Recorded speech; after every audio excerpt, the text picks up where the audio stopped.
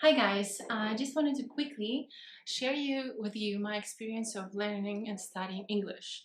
So as you can probably know already from my previous videos, English is not my native language, and I was just hoping that my experience will be helpful to you as well, because some of things are related to like simple and easily improved vocabulary. Some things are just in our heads, so it's connected to inconfidence or fear of using the language and so popular language barrier. And I'm just hoping that, and well, it's quite easy to lose motivation, and when you lose motivation it affects all areas of your life. No matter what you learn, be it language or mathematics or like doing any sport, when you're losing motivation, when you do not know what your goal is, when you do not anymore like taste the sweet taste of what you're doing, you do not wake up in the morning and you just strive to learn more. No, you wake up in the morning completely demotivated, and it really affects how quickly you start, you get new vocabulary, you start communicating in a new language. So when I was studying in the United Kingdom, I was really lucky to meet people and teachers who, besides being a talented and gifted teachers, they were able to give advices on how to overcome the psychological barrier of using the language. And it was, because British humor is quite, well, it's particular. I love it, but it's not for all. But this humor was quite sarcastic. But to be honest with you, it wasn't like evil sarcasm. It was warm and kind, and people just wanted you to wanted the knowledge to really stick in your mind, which I did. So what I've learned a lot from my experiences while learning the language, and it's quite obvious thing, and I'm sure that you all know about it.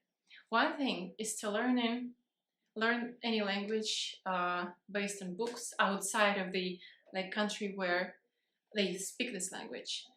It's one thing, but then you come to the country where this language is native. No matter how long you've learned the language outside of the country, no matter how many words you know, um, no matter how many teachers you had before, um, many of us, to a different extent, will have certain uncertainty and concerns about how comfortably they feel about talking to a native speaker. So a good thing is that all, as far as I know, majority of English-speaking countries and regions, their mentality is quite like easygoing. So they're mostly international, so the environment is international, so, and they're quite curious for everything new, everybody new. So and they're open to help you basically. So even if they feel that you at this point of time you're quite limited in terms of vocabulary, they will do their best in majority of cases. I know that there are exceptions, unfortunately, but fortunately, majority of them are really your resource. So this is why not talking to them, by being afraid of talking to native speakers, you really limit yourself. Because unless you start doing this, please do not be afraid of making mistakes.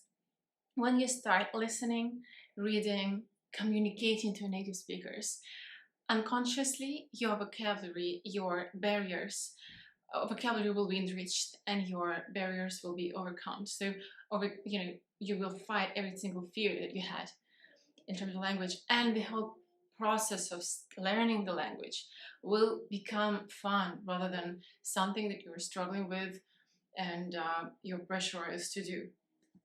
So one of the best advices that I got from my teacher in English, it may sound as obvious and it's simplistic, I would say, in a way primitive, but start reading. Start reading books in the language.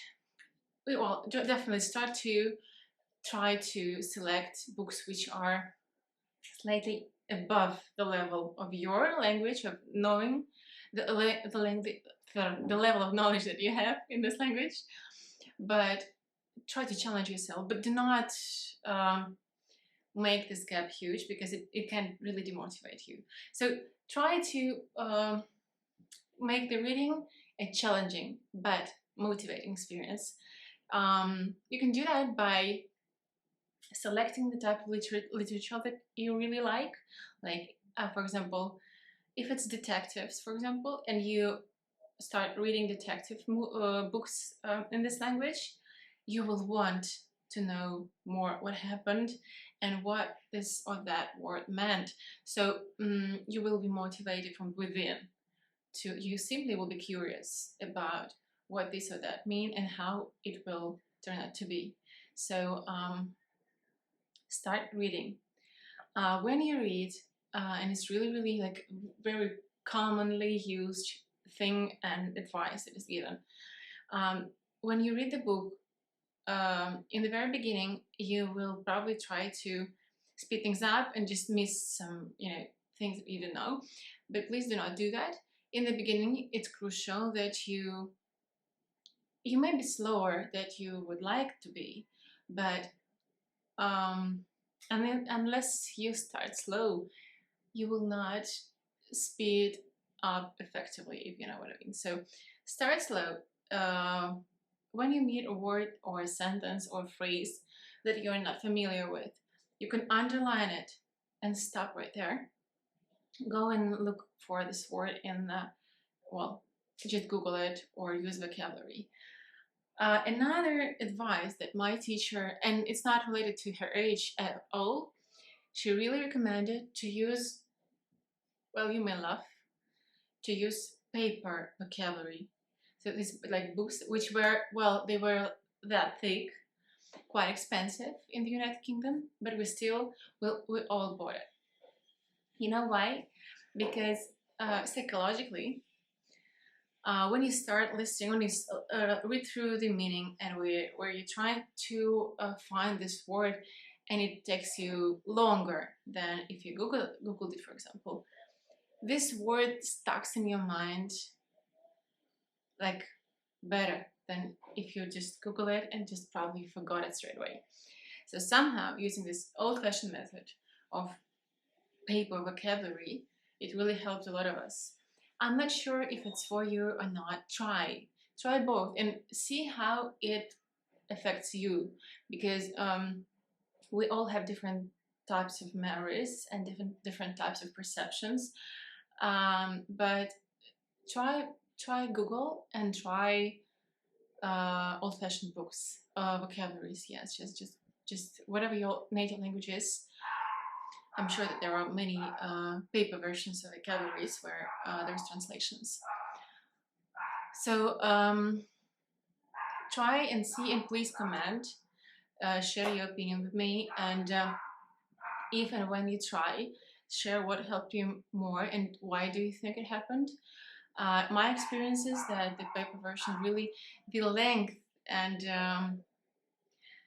when you feel eager and you're really curious about the meaning, and you try to, you see the word, your visual memory also works, because you need to, compare this word with the word and vocabulary and make sure that's the same, and then to really find out the meaning.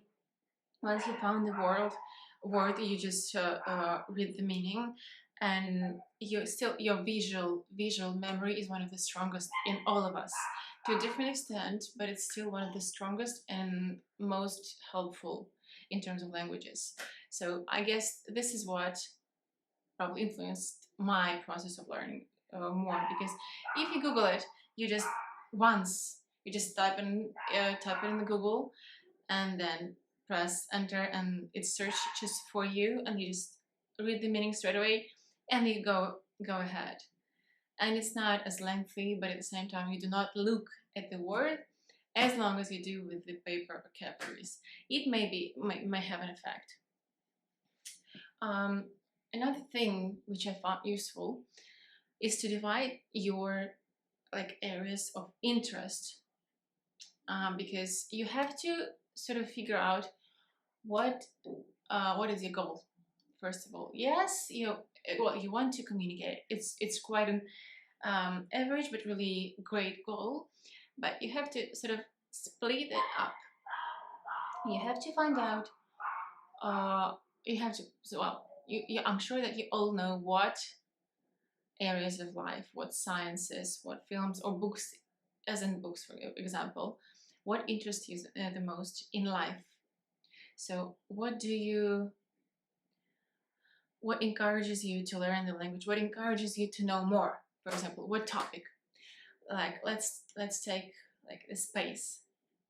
If you're interested into space, astronauts, astrology, or something related to that, you are eager and you try to find something new in your and read about it in your own language. Try to do the same, but using articles and information in the foreign language that you're studying. This way, your motivation level will be constantly high, and unconsciously, and as with reading, you will translate and it will stick into your mind. And another way is to accept for something pleasant, as with the topic that interests you the most. It will motivate you. But at the same time, we may be interested in flowers, space, air, ecology, or whatever it is. But there are topics and knowledge that basically pays our bills, and it may be different to what we really like. That's life. It's normal. So choose a topic and within which you would like to enrich your vocabulary, like the topic that is really, it's not of your well, it should be of your interest ideally, but it's which is of your necessity, well, basic necessity. And try to focus on what you need. So like and need, because it will also motivate you, because you will logically understand that this topic will lead you towards your, let's put it this way, material goal. Like within your job, if you're like a salesperson, knowing the language will definitely probably increase your client base, because you will be able to reach more clients around the world. And so divide it between like and need, and learn vocabularies together with grammar in those two directions. Both of them will keep you motivated. It will stop being boring, and it will stop being blank. So please do, and I hope my advice were helpful. Subscribe, like, dislike, and please comment. I like two-way communication. Bye bye.